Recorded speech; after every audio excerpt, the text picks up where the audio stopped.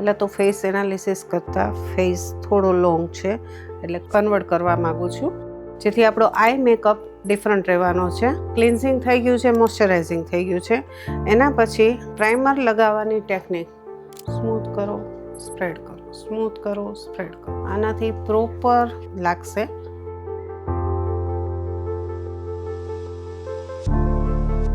Correction માટે orange shade અને આ બ્રશ છે જે ફિંગર જેવું કામ કરે છે, થોડું પફી છે અને હાર્ડ બ્રશ છે. હાર્ડ બ્રશ કન્સીલર સ્પ્રેડ કરવામાં પ્રોપર વર્ક કરે છે. ક્રીમી પ્રોડક્ટ લેવા માટે થોડું થીક અને હાર્ડ બ્રશ જરૂરી છે અને નાનું હોવાથી તે અંડર આઈ સર્કલને કવર કરવાનું પ્રોપર કામ કરે છે અને ફિંગર જેવું જ એનું વર્ક થાય છે.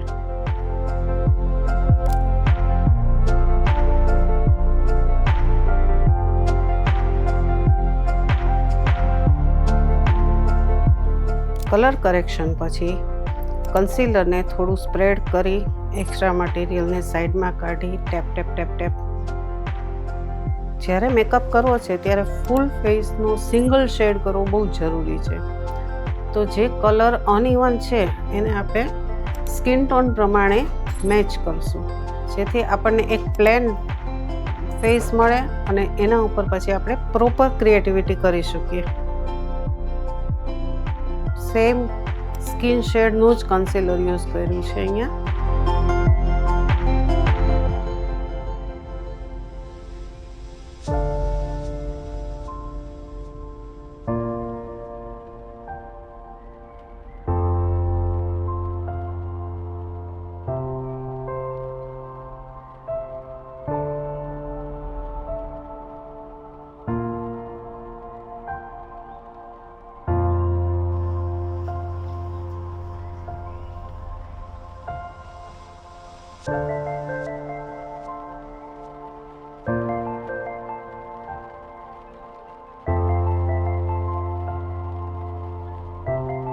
ફાઉન્ડેશન હંમેશા થોડોક ટાઈમ લે છે સેટ થવા માટે. સ્કિન પર લગાવીએ ત્યારે થોડું હાઈટ લાગશે, થોડો કલર પણ બ્રાઇટ લાગશે, પણ એને 2 મિનિટ સુધી સેટ થવા દઈએ તો સ્કિનના ટોનની નજીકનો ટોન થઈ જાય છે.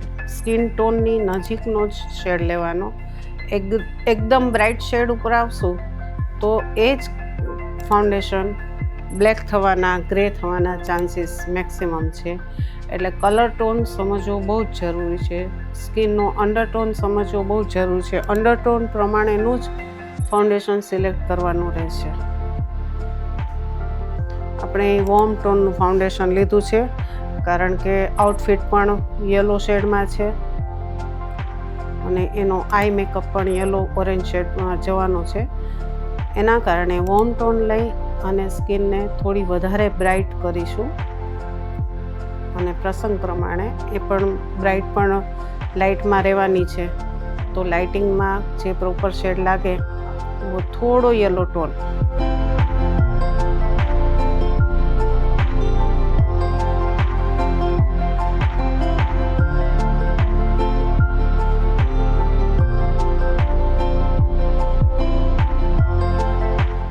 આઈ મેકઅપ વ્હાઇટ શેડ ઉપર જવાના છીએ, જેથી સ્કિનને થોડું બેઝ આપી દીધો છે. આ જ બ્લેન્ડર જ્યારે ઓવર મટીરિયલ લાગી ગયું છે તો થોડું પુશ કરીને લેશું તો મટીરિયલને ખેંચી લે છે. સ્પ્રેડ કરવા માટે એકદમ લાઇટ વેટથી ડેપ ડેપ ડેપ કરીએ તો જે મટીરિયલને સ્પ્રેડ કરવાનું કામ કરે છે. એટલે આપણને જ્યાં પણ વધારે પ્રોડક્ટ લાગે છે ત્યાં થોડું પુશ કરીને આપણે રિમૂવ કરી શકીએ છીએ. પણ 30 સેકન્ડ તો સેટ થવા માટે આપવી જ પડશે. ત્યાર પછી જ આપણે એક્સ્ટ્રા મટીરિયલ દેખાય તો એને ખેંચી લેવાનું છે.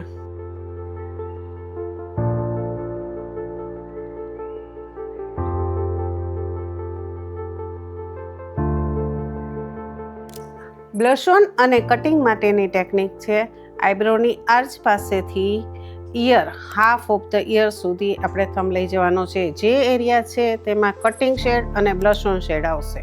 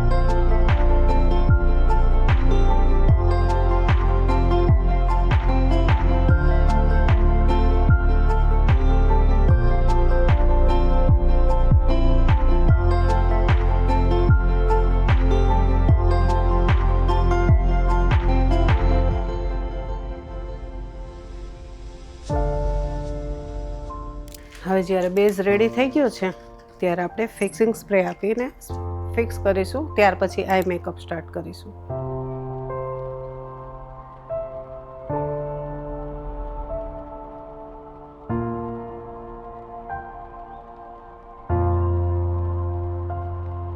આઈબ્રોનો શેપ ડિસાઈડ કરવાનું અને આઈબ્રો ક્યાં આર્ચ હોવી જોઈએ, ક્યાં એન્ડ હોવું જોઈએ, એનો ડિટેલનો વિડીયો આપણે આનાથી પહેલા વિડીયોમાં બનાવેલો છે. તો પ્રોપર આઈ બેઝ અને આઈબ્રો ફિલઅપનો પ્રોપર એક અલગથી વિડીયો બનેલો છે.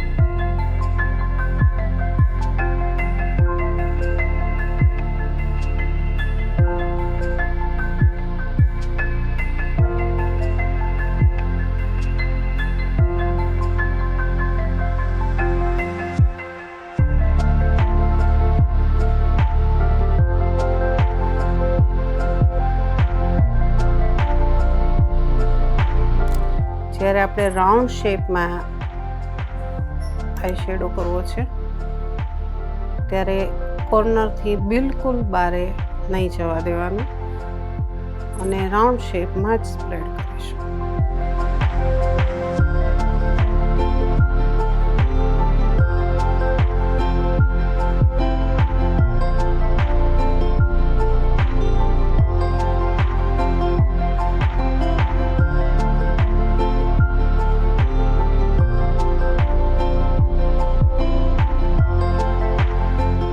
મટીરિયલ જ્યારે બ્રશમાં આવે છે ત્યારે કોર્નર પર જ ડેપ કરી દેવાનું છે. મટીરિયલને પ્લેસ જ્યાં ડેપ્થ આપવી છે ત્યાં જ લેવાનું છે. ત્યાર પછીથી એને આગળની સાઈડ ખેંચવાનું છે, કારણ કે અહીંયા ડેપ્થ આપવી છે તો ત્યાં જ ડાર્ક શેડ રહેવો જોઈએ. જો એ મટીરિયલ ડાયરેક્ટ આપણે બ્રશમાં લઈને અહીંયા કરી દઈશું તો પેચ લાગી જશે અને તમને સ્પ્રેડ કરવામાં બહુ અઘરું પડી જશે. પ્લસ વચ્ચે ડાર્ક શેડ આવવો જોઈએ નહીં.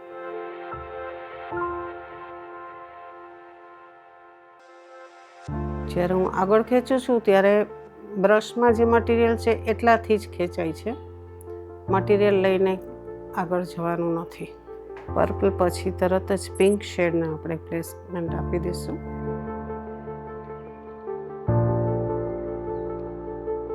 દરેક કલરના સી બનાવવાના છે, સી શેપ, કારણ કે આપણે રાઉન્ડ આઈઝ જોઈએ છે તો સી શેપ પર જ આપણે પ્લેસમેન્ટ આપીશું.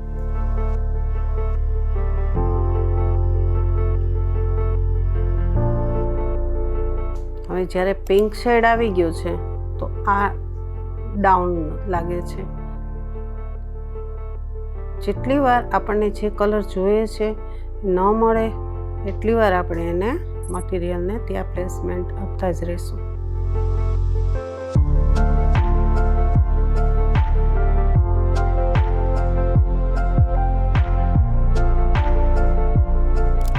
હવે રાઉન્ડ શેપમાં જ કટ થશે. હાફ કટ ક્રીઝ છે પણ બિલકુલ રાઉન્ડમાં.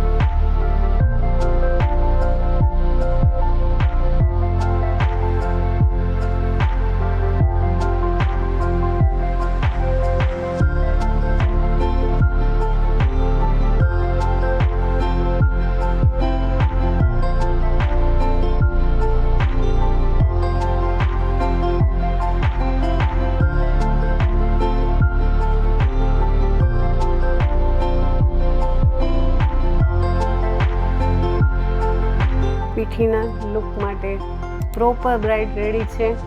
એનું જે લોંગ આઈઝ હતી એમાંથી આપણે રાઉન્ડ આઈઝ બનાવી છે અને colour combination pink, purple, white, yellow, orange બધા જ શેડ નાખીને આખી મસ્ત બ્રાઇડ તૈયાર થઈ છે. Thank you.